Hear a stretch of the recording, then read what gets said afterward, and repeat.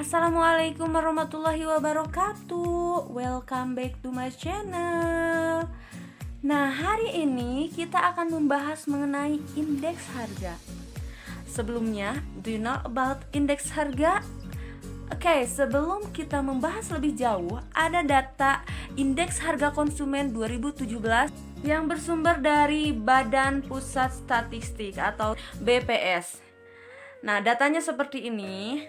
Mungkin kalian ada yang berpikir, mengapa kita harus mempelajari banyak angka, presentasi angka, padahal kita jurusannya IPA nih contohnya. Nah, kita tidak tahu masa depan kita seperti apa. Setidaknya ketika kalian sudah mengetahui apa yang dimaksud indeks harga, apa yang disebut IHK, berapa indeks harga kalau rendah, bagaimana indeks harga kalau tinggi, dampaknya seperti apa, kalian akan lebih mudah untuk memahami keadaan ekonomi, terutama ekonomi dalam negara. Mungkin nanti dampaknya bukan hanya negara, tapi terhadap perekonomian diri kalian sendiri. Apa yang harus dilakukan? Dan bagaimana cara mengatasinya?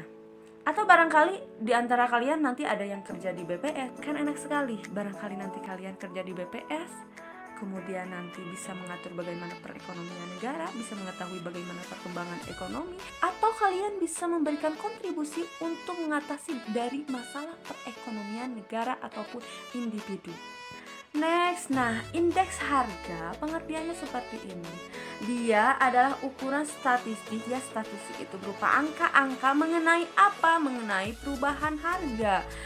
Perubahan harga kapan? Dari waktu ke waktu. Selanjutnya yaitu jenis indeks harga. Nah, indeks harga terbagi menjadi 4. Yang pertama, indeks harga konsumen.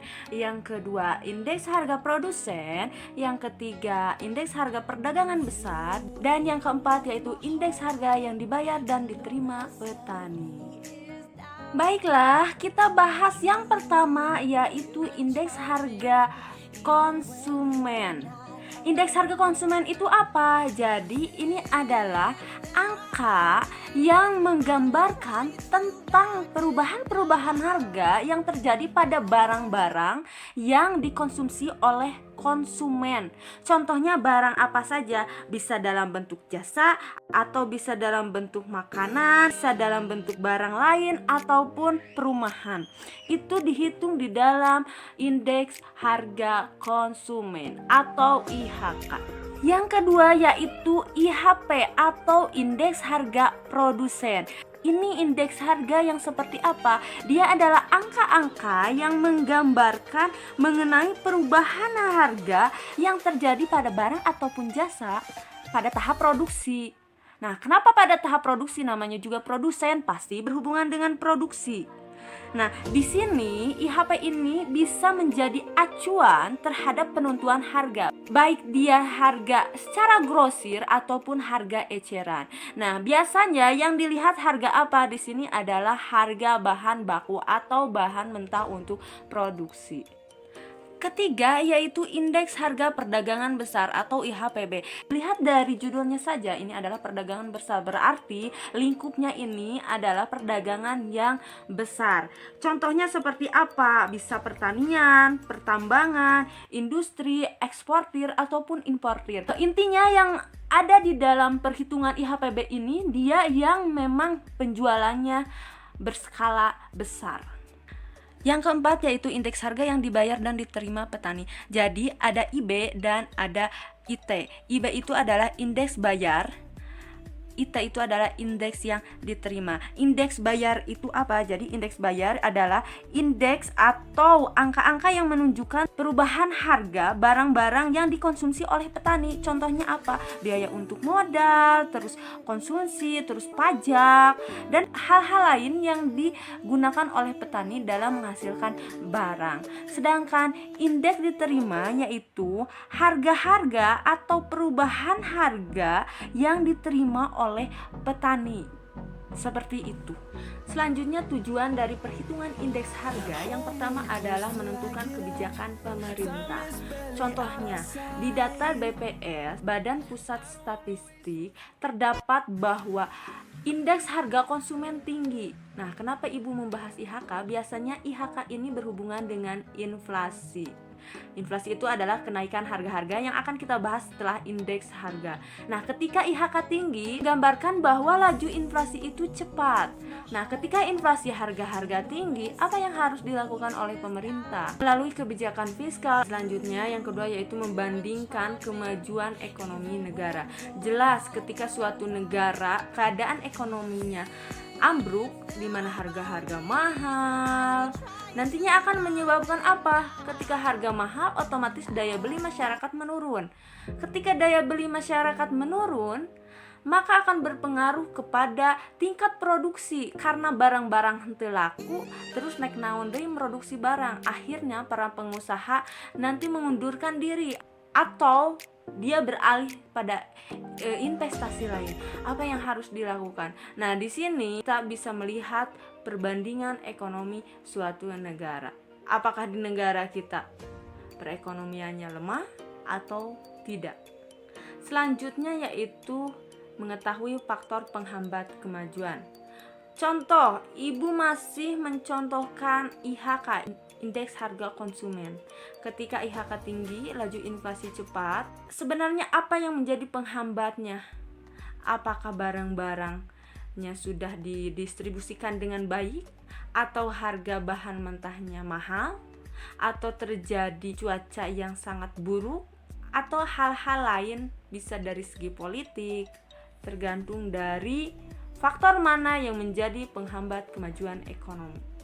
Nah, selanjutnya untuk menetapkan kebijakan moneter. Kebijakan moneter itu kebijakan yang dilakukan oleh Bank Sentral. Bank Sentral di Indonesia apa? Yaitu Bank Indonesia. Selanjutnya, anak-anak kita akan membahas mengenai metode perhitungan indeks harga. Jadi ada dua secara umum. Yang pertama ada indeks harga tidak tertimbang. Yang kedua, indeks harga tertimbang. Nah, ini indeks harga tidak tertimbang, ada angka indeks harga.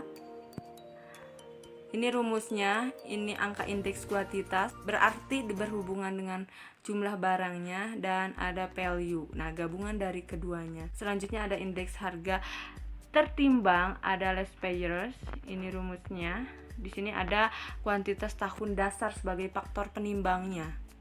Kemudian yang kedua ada fase. Ini adalah yang menjadi faktor penimbangnya adalah kuantitas tahun yang dihitung atau QN-nya. Dan yang ketiga ada marsal. Ini adalah gabungan dari keduanya. Nah, di sini ada soal. Ibu sudah menyediakan data dan hasil perhitungannya. Silakan kalian kerjakan. Di sini berarti ada 6 soal dengan aturan-aturan berikut ini. Yang pertama untuk 11 IPA 1 mengerjakan soal 1 ABC, IPA 2 soal 1 ABC, IPS 3 soal 2 ABC, dan IPS 4 soal 2 ABC. Hal yang harus diperhatikan yang pertama, dikumpulkannya ini minggu depan maksimal jam 10. Ingat, jam 10. Melebihi jam 10 maka kehadiran dianggap alpa meskipun tugas dianggap masuk. Ini untuk minggu depan. Kemudian tulis dengan soalnya dan tulis nama serta kelas kalian pada soal yang kalian tulis di atasnya. Nah, untuk hari ini Selasa 6 Oktober, silakan kalian hanya menulis kehadiran dengan format nama dan kelas pada kolom komentar di bawah ini. Kehadiran yang sudah masuk, Ibu akan berikan tanda love. Kemudian Ibu akan memberikan pemberitahuan pada grup. Untuk hari ini tidak ada tugas, silakan kalian belajar dengan baik. Dan demikian yang dapat Ibu sampaikan. Thank you very much. Selamat belajar, semoga ilmunya berkah.